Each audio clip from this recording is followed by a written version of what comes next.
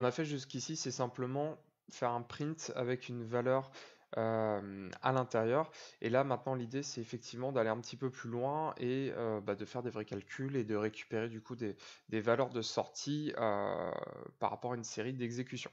Donc là, j'ai fait une nouvelle fonction qui s'appelle calcul prix TTC, qui va prendre en paramètre donc le prix hors taxe et la TVA. Donc vous voyez ici, maintenant j'ai deux paramètres et à chaque fois je les sépare par une virgule.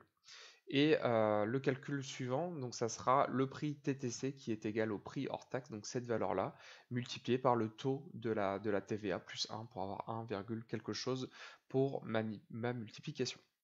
Donc rien de bien compliqué hein, là-dedans, donc on peut imaginer un prix effectivement à 10 euros, ce que j'ai fait ici, et une TVA classique en France à 20%.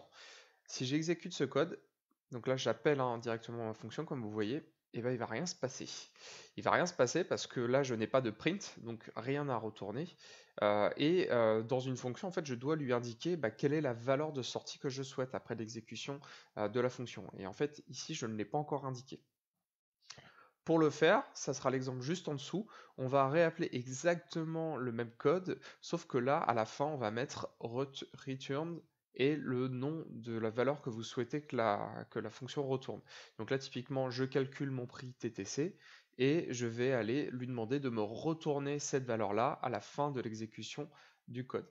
Et donc là, si je refais l'exercice en enregistrant la valeur de sortie dans une variable, donc le prix du produit, tac, et bien là, il me fait bien le travail. C'est-à-dire que là, il m'a bien retourné la valeur que je lui ai demandé et j'ai pu l'enregistrer dans le prix produit. Donc pensez bien à ça, c'est une erreur très courante de faire toute une fonction et de ne pas penser à mettre le return à la fin.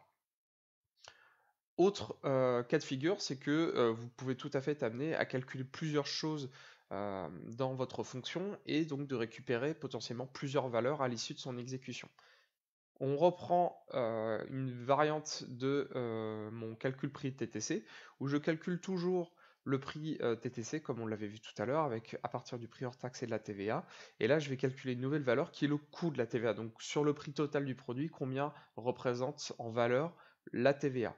Et pour ça, je vais prendre le prix TTC que je viens de calculer et je vais le soustraire au prix hors taxe qu'on a mis en paramètre de la fonction. Et ici maintenant, je demande à faire retourner deux valeurs, donc le prix TTC et le coût de la TVA. Et si j'exécute ce code-là, il va me retourner cette nomenclature-là avec du coup mes deux valeurs à l'intérieur. Donc à savoir le prix TTC qui est de 24 euros et ma TVA qui est de 4 euros. Alors ce qu'on fait habituellement dans ces cas-là, plutôt que de demander qu'une seule variable pour récupérer les deux valeurs, c'est d'aller déclarer deux variables comme on a fait ici, donc le prix du produit et le coût de la TVA, auquel on demande de calculer on appelle la fonction à partir des paramètres suivants. Et là, ce qui est intéressant du coup, c'est que ça va aller renseigner directement mes deux variables. Donc le prix produit va prendre le premier paramètre de ma valeur de retour et le coût TVA du coup la deuxième, ce qui permet d'avoir tout de suite deux variables avec une seule valeur à l'intérieur, bien propre.